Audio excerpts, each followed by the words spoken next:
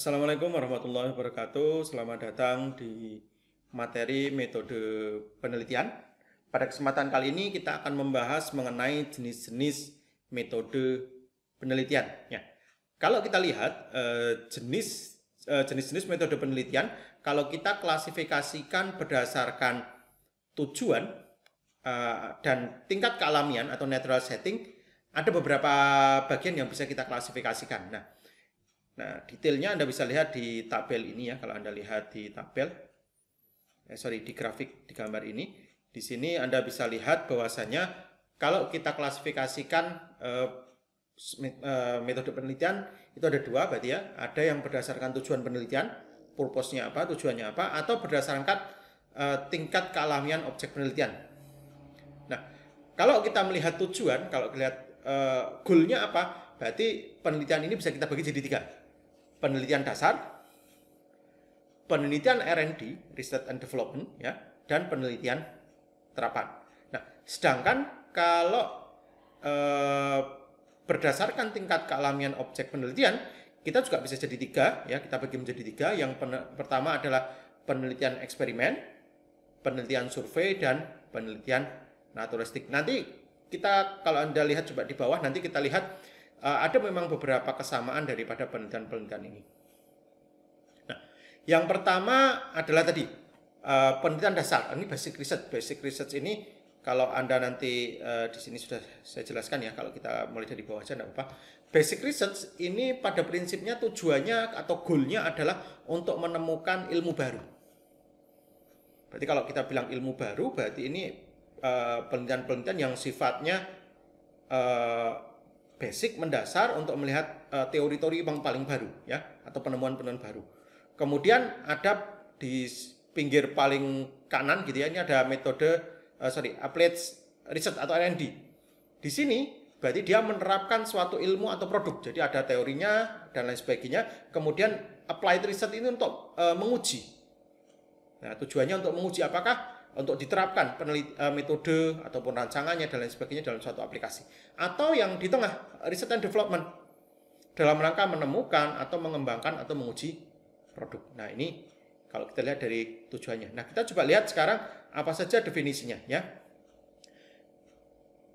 Ini berdasarkan tujuan diklasifikasikan menjadi penelitian dasar. Penelitian dasar bertujuan untuk mengembangkan teori dan tidak memperhitungkan kegunaan langsung yang bersifat praktis. Jadi ya yang penting kalau penelitian dasar ini ya sudah, pokoknya saya cari tema riset, kemudian ini biasanya riset baru mahasiswa S2, S3 gitu ya, yang sifatnya basic riset, mengembangkan teori yang belum tahu nih nanti teori untuk gunakan untuk apa, mungkin bahkan sampai seperti itunya. Jadi riset ini nanti seperti apa, kedepannya seperti apa, yang penting ada suatu teori baru, metode baru yang dia kembangkan, yang mungkin secara hasil ataupun pengujian dia akan lebih efektif dan lain sebagainya. Tetapi secara implementasi ini belum diuji. Implementasi realnya belum. Nah, penelitian ini biasanya dilakukan pada laboratorium yang kondisinya terkontrol dengan ketat. Jadi memang penelitian ini betul-betul sangat mendalam ya, ke basis atau dasar penelitiannya. Nah, ini biasanya berkaitan dengan penemuan. Jadi kita menemukan misal kayak kita COVID sekarang, kan itu berarti banyak hal penemuan-penemuan baru untuk mencari vaksin. Kemudian kalau orang melakukan prediksi saham sekarang, orang pakai NFT dan lain sebagainya. Berarti ini sifatnya adalah penemuan-penemuan baru ataupun pengembangan ilmu juga bisa. Nah, umumnya memang menggunakan metode eksperimen ataupun kualitatif. Kemudian ada penelitian terapan. Nah, ini penelitian terapan yang paling tidak nanti paling banyak bisa teman-teman lakukan ya, sifatnya applied research. Itu penelitian yang bertujuan menerapkan atau menguji atau mengevaluasi kemampuan suatu teori yang diterapkan dalam memecahkan masalah. Misal bisa sistem pendukung keputusan atau implementasi framework, implementasi metode implementasi QR code di dalam suatu aplikasi. Jadi sudah ada teorinya, sudah ada datanya dan lain sebagainya. Kita bertujuan untuk menguji ataupun mengevaluasi atau menerapkan teori tersebut ke dalam suatu pemecahan kasus. Nah, ini yang paling umum sekali kita temukan di dalam tugas akhir mahasiswa S1 ya. Nah, tadi ini tujuannya berkenaan dengan penggunaan ilmu untuk memecahkan masalah. Jadi teman-teman yang S1 itu kan berarti sudah belajar selama 3 tahun. Banyak teori, banyak ilmu, banyak metode baru gitu yang dipelajari. Kemudian saat tugas akhir berarti mencoba untuk mengimplementasikan teori-teori yang sudah pernah dipelajari ini di dalam memecahkan suatu kasus, suatu case. Ya. Metodenya bisa eksperimen ataupun survei. Nah, kemudian tadi applied research ya, penerapan. Kemudian di antara penelitian dasar dan terapan ini di tengahnya ada R&D, Research and Development. R&D ini secara bentuk memang ada nggak mahasiswa S1 ngerjakan? Ya ada saja, tapi cukup banyak memang sebagian besar kalau di beberapa tahun terakhir yang melakukan R&D ini adalah mahasiswa untuk S2. Tapi S1 boleh enggak? Ya boleh-boleh saja. Ya, merupakan jembatan antara penelitian dasar dan penelitian terapan. Di mana tujuan dari penelitian dasar, kalau kita lihat apa sih tujuan penelitian dasar, itu kan to discover new knowledge, untuk nyari pengetahuan baru terhadap dasar fenomena, ya, fundamental fenomena. Sedangkan untuk penelitian terapan adalah bertujuan untuk menemukan pengetahuan secara praktis yang dapat diaplikasikan. Kayak terapan tadi ya, yang applied research, R&D. Untuk applied research yang tadi, ya. Secara praktis dapat diaplikasikan apa? Ya, bisa tadi kayak kasus SPK atau kasus-kasus big data dan lain sebagainya. Nah, dengan kata lain bahwa penelitian R&D ini mengembangkan atau bertujuan untuk menemukan, bisa digunakan untuk menemukan ataupun mengembangkan ataupun mengevaluasi suatu produk. Jadi yang namanya research and development bisa jadi ketika proses orang melakukan R&D ini, makanya R&D ini tengah-tengah ya, kadang-kadang bisa juga dia seperti applied ya, applied research atau penelitian terapan. Kadang-kadang ya dia bisa jadi kayak semacam penelitian dasar, karena dengan R&D orang-orang kadang-kadang menemukan teori-teori baru. Makanya kalau Anda lihat untuk menemukan kadang-kadang, tapi ada prinsipnya dia mengembangkan dan memvalidasi suatu teori, produk ataupun teknologi. Nah, umumnya dapat dilakukan dengan survei ya, ini metodenya nanti dengan survei atau naturalistik, kualitatif dan eksperimen. Ini kalau kita bagi yang pertama berdasarkan tujuan, ada 3. Basic, terapan, dan R&D. Nah, ini tadi kita sudah lihat hubungan antara penelitian dasar, terapan, dan penelitian pengembangan. Tentu Anda nanti bisa melihat paling tidak mana yang kita lakukan ya. Pertama, applied research ini ya. Dari teori yang sudah ada, yang sudah pernah Anda pelajari, mungkin tentang pengolahan citra, tentang teknologi game, teknologi web, ataupun teknologi jaringan dan lain sebagainya, Anda terapkan dalam memecahkan suatu case yang Anda hadapi. Ya. Kalau kita sudah tahu bisa mengimplementasikan, baru kita masuk ke tahapan R&D.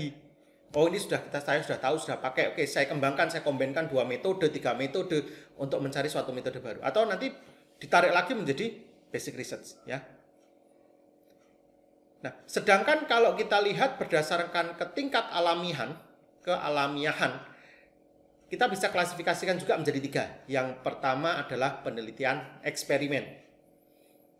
Nah, penelitian ini digunakan untuk mencari pengaruh treatment atau perilaku tertentu. Misalnya pengaruh ruang AC terhadap produktivitas kerja. Pengaruh nggak sih orang kerja di lingkungan yang ber-AC? Pengaruh kinerja dosen misal di masa pandemi. Ya, jadi ada eksperimen itu mencari pengaruh treatment. Mahasiswa ketika kuliah daring ini terpengaruh enggak? Artinya tingkat pemahaman, tingkat keilmuan dan lain sebagainya. Jadi sifatnya eksperimen untuk mencari pengaruh treatment atau tingkah perilaku tertentu. Nah, metode penelitian eksperimen sangat tidak alamiah. Ya, eksperimen ini tidak alamiah. Karena tempat penelitian di laboratorium dalam kondisi yang terkontrol sehingga tidak terdapat pengaruh dari luar. Ya.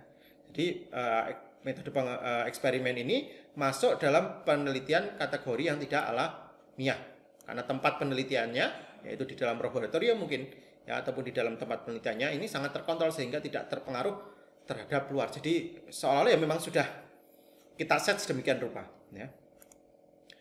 Kemudian penelitian survei ini cukup banyak sekali ya orang kalau tadi kita lihat dengan survei. Nah, apa sih penelitian survei ini?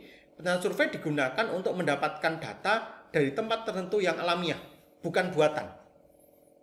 Tetapi peneliti melakukan perlakuan dalam pengumpulan data, misalnya dengan mengedarkan kuesioner, tes, wawancara terstruktur, dan sebagainya. Contoh di beberapa penelitian yang mungkin terakhir saya dan beberapa kelompok saya lakukan, kita mencoba untuk melakukan survei terhadap tingkat kepuasan mahasiswa terhadap proses pembelajaran daring. Ya, modelnya apa? Penyebaran kuesioner. Ada yang sebagian kita gunakan, misal tes ataupun wawancara terstruktur. Ya, dalam rangka apa? Semua ini kalau orang melakukan penelitian survei dalam rangka untuk mengumpulkan data yang kemudian nanti akan dianalisa. Ya. Jadi tujuannya kalau orang penelitian survei ini digunakan untuk mendapatkan data dari tempat tertentu yang alamiah, ya, bukan buatan. Jadi ya memang orang melakukan survei harus terbuka. Ya. Kemudian yang terakhir yaitu penelitian naturalistik bersifat kualitatif. Nah, penelitian naturalistik atau kualitatif ini digunakan untuk meneliti pada tempat yang alamiah, tempat yang natural, ya. Dan peneliti tidak membuat perlakuan karena peneliti dalam mengumpulkan data bersifat emik, yaitu berdasarkan pandangan dari sumber data bukan pada pandangan peneliti. Jadi overview-nya adalah opini dari